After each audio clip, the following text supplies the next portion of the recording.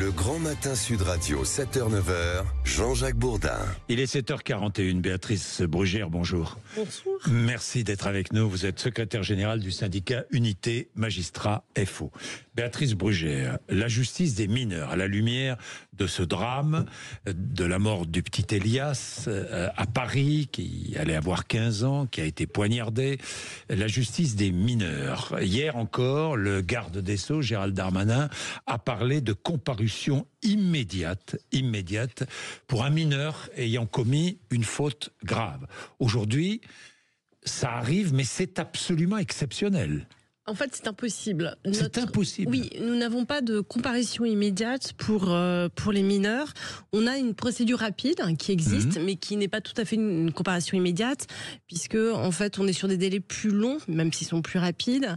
Donc, le système que l'on connaît avec les majeurs, à savoir fait très grave, garde à vue, déferment, jugement, n'existe pas pour les mineurs.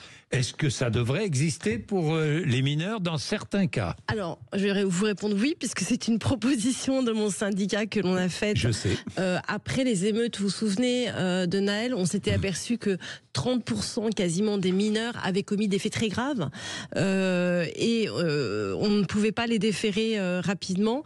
Ça avait un enjeu en plus d'ordre public parce que la réponse pénale, souvenez-vous, a stoppé d'une certaine façon ces émeutes. C'est-à-dire que quand on est passé sur des comparaisons immédiates très fortes pour les majeurs, ça a quand même énormément... Ça a calmé tout le monde. Ah bah oui, bien sûr. Donc c'est à ce moment-là que nous, on a émis cette idée de dire les comparaisons immédiates adapté aux mineurs, évidemment, parce que je rappelle, la justice des mineurs est quand même pas la justice des majeurs. Il y a des spécificités très fortes que je peux rappeler, qui sont la justice spécialisée, la primauté de l'éducatif sur le répressif et également l'atténuation de responsabilité qui fait aussi beaucoup parler en ce moment. Mais on peut tout à fait trouver une position médiane de faire des procédures rapides. Pourquoi cette proposition ? D'abord parce que c'était une façon de dire stop, ce que vous faites est très grave et on ne va pas attendre un an pour vous le dire et pour vous sanctionner. Donc une sanction rapide, c'est aussi une sanction pédagogique dans sa rapidité. Et on le voit puisque l'affaire que vous avez évoquée, tragique, d'Elias, montre que on est dans le système inverse que nous dénonçons, à savoir une première audience où on dit aux mineurs vous êtes coupable, on se revoit dans 6 ou 8 mois et on verra pour la sanction. Sauf que ce délai de 6 ou 8 mois est un délai dangereux ou critique pour des mineurs qui sont absolument pas accessibles à la parole de la police ou de la magistrat, qui n'ont pas intégré la norme, qui n'ont pas peur tout simplement, qui sont ultra violents et qui sont réitérants. Et donc leur dire vous n'avez pas le droit de vous rencontrer, vous n'avez pas le droit de de refaire des infractions ne fonctionne pas. Évidemment. Donc, évidemment. La césure, c'est ce que je viens d'expliquer, a été votée récemment et notre syndicat avait dit nous sommes contre la césure pour ces raisons que je viens de décrire. Béatrice Brugère, Gabriel Attal avait déposé une proposition de loi qui sera débattue le 12 février, peut-être avant, a dit le Premier ministre François Bayrou, pour restaurer l'autorité de la justice à l'égard des mineurs délinquants et de leurs parents. Parce qu'il s'agit aussi d'impliquer les parents. Comment ? Eh bien, il y a plusieurs articles. L'un des articles étant la responsabilité solidaire de plein droit des parents pour les dommages causés par leurs enfants.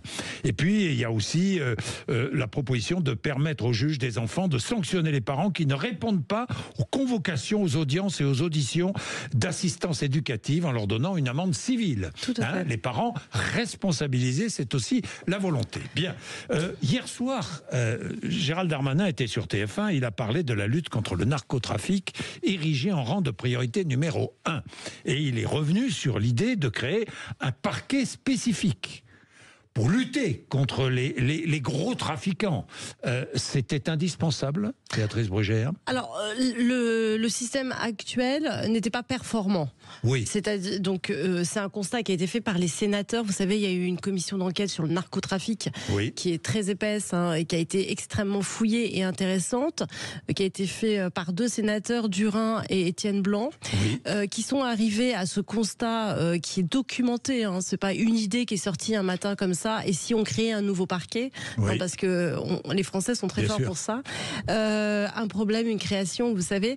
Non, en fait, c'est très documenté, et c'était une approche opérationnelle pour dire que voilà, comme on l'a fait pour le parquet national antiterroriste, il fallait avoir une coordination, un partage du renseignement, une impulsion aussi sur tout le territoire par rapport à un phénomène qui est de plus en plus dangereux et de plus en plus criminel, qui est le narcotrafic. Mais pas que le narcotrafic. En fait, c'est toute la criminalité organisée avec son versus. Et d'ailleurs, j'ai vu que la circulaire du nouveau ministre en parle beaucoup. Blanchiment d'argent, lutte contre la corruption, lutte aussi contre le financement de ces organisations criminelles.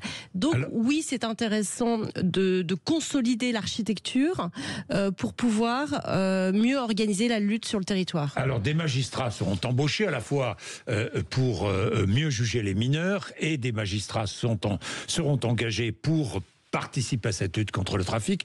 Un dernier mot sur la police pénitentiaire. Vous me disiez, tout à l'heure, on discutait que c'était très important la création d'une police pénitentiaire. Oui, Pourquoi ? alors on n'en a pas beaucoup parlé, mais en fait, le nouveau ministre a fait un pas de géant. Récemment, c'était à Agen la semaine dernière, en faisant des annonces sur la pénitentiaire.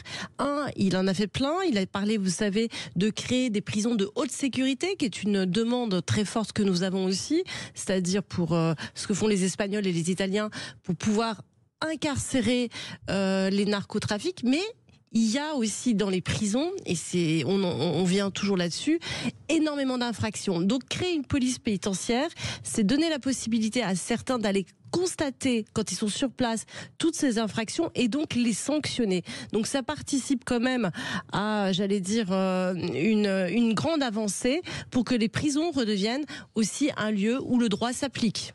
Merci Béatrice Brugère d'être venue nous voir ce matin. Merci. Passionnant. Hein, toujours aussi clair. Ah oui, toujours. Oui, mais passionnant, évidemment. J'aime bien, moi, défantasmer tout le discours public, c'est bien.